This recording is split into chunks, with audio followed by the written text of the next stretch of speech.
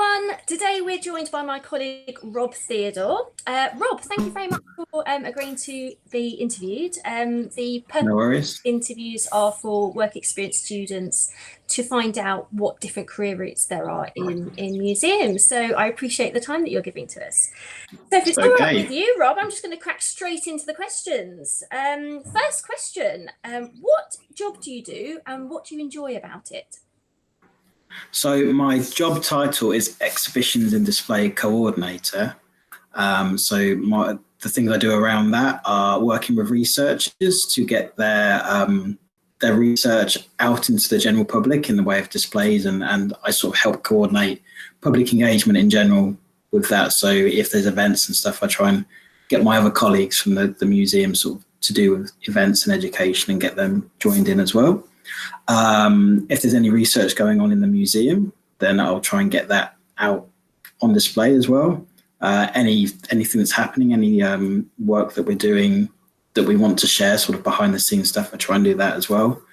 And the other sort of side of that is sort of stuff I've wanted to do with the community. So sort of getting community-based work around exhibitions and displays. So getting different voices, different interpretations of the collections involved. So they're the main things on sort of the job title side of things. But my office is open to the public, so people knock on the door and I chat to them about dinosaurs, I do IDs and things, and I'm always out in the gallery sort of just seeing what's going on and what people are interested in, and just trying to sort of do a bit more than the exhibitions do, the displays do, and then just try and give some more interpretation to that. And then I learn what people are interested in, what they don't understand, and that helps me with trying to do stuff with the permanent displays.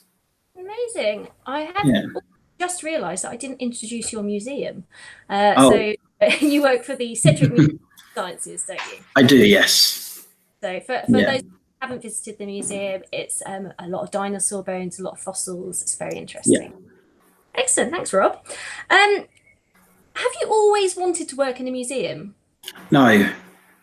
Okay. Not at all.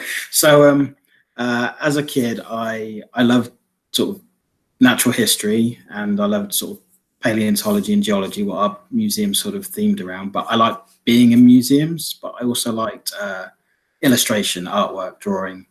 And I kind of wanted to be an illustrator when I got older. But my parents were keen for me to follow a more academic background. So they sort of encouraged me to focus on my interest in natural history. So I went sort of that way around, and then I thought I was going to be sort of an academic and just go and sort of do academic stuff. But when I was at university, I thought I don't want to do that anymore. And I thought, well, how can I still be involved in sort of the science that I'm passionate about? And thought museums would be a good way.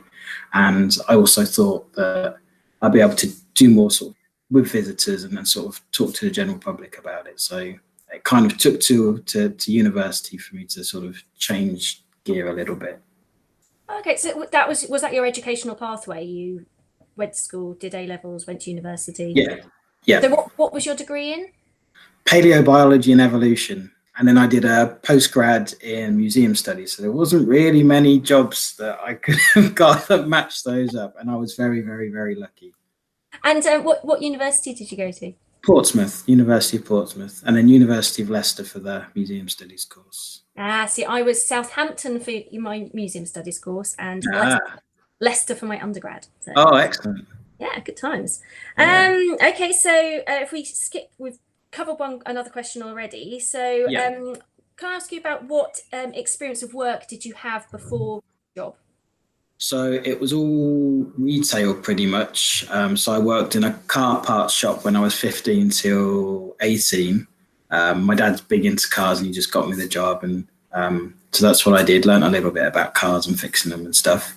And then I worked in a shop called Matalan. And if people don't know Matalan, it's a bit like Primark, but back then it was Primark, but worse.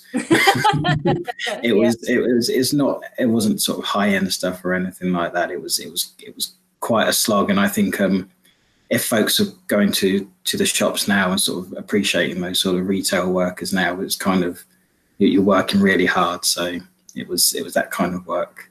And then I did a year at front of house at Peterborough Museum whilst I was doing my postgrad studies. So that was sort of my way into sort of museum work. I suppose the retail work that you've done at Matalan probably helped with the front of house side of things, didn't it? I was quite shy a lot, so I needed to sort of be forced in front of people. Yeah. So that I think it helped. And then sort of Peterborough Museum, I run that job as well as here, because I was only on a 6-month contract to start off with at this museum, and I thought, well, I get 6 months working in Cambridge with geology collections. It's, I've done it then. I'm happy. So I sort of kept that other sort of front of house job just in case that nothing else happened here. So. Sure. Excellent. 12 and a half years later, I'm still 12 and a half years. Still here. Wonderful. What are the most important skills and attributes you need for your job? So a lot of my job now, because of the way we do it, I do a lot of in-house design work, which has helped. I've got that illustration sort of creative design sort of side of things back into my work, which is really nice. So I get to do a lot of my 2 big interests. So that's really nice. So I've needed to have that sort of creative visual background as well. I think that's been really helpful, especially talking to, when I'm working with the researchers, who some of them might not have ever sort of gone anywhere near that sort of angle. So it's nice to sort of explain why you can't put a ton of text on a display panel, and to use images and use visual sort of storytelling.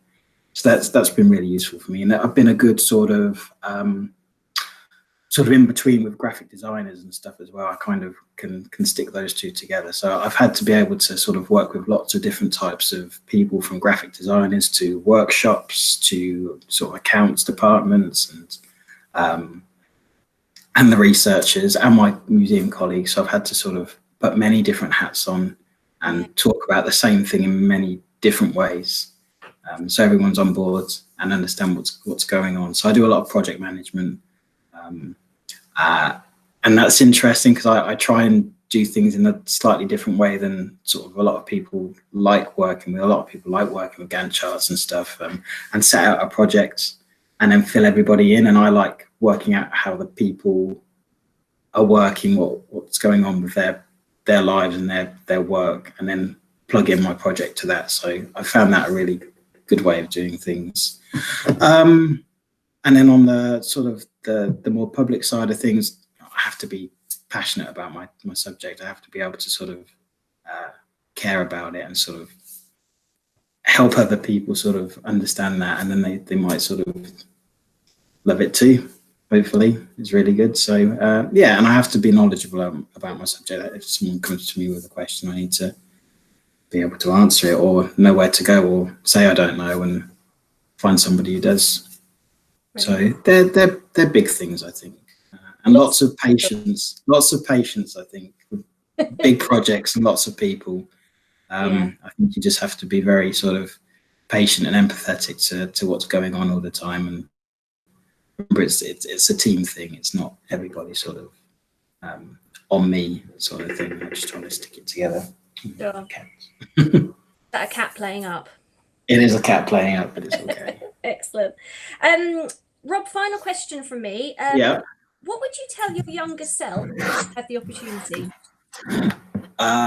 So obviously I had these big ideas about being sort of an academic and doing this kind of, a passionate sort of subject for me, but I changed my mind, and I think it was okay. Like, if I told myself at 15, 16, like, things are going to be a bit different, and it's going to turn into work. So it's going to be hard sometimes. It's not going to be amazing all the time. I think when I started changing my mind, I wouldn't feel so bad about it. Like, if I needed to do anything different, it's like it's good to have some ideas and goals, but life kind of gets in the way sometimes, and you have to adjust a little bit. And just being good to understand what's going on there is really helpful, I think.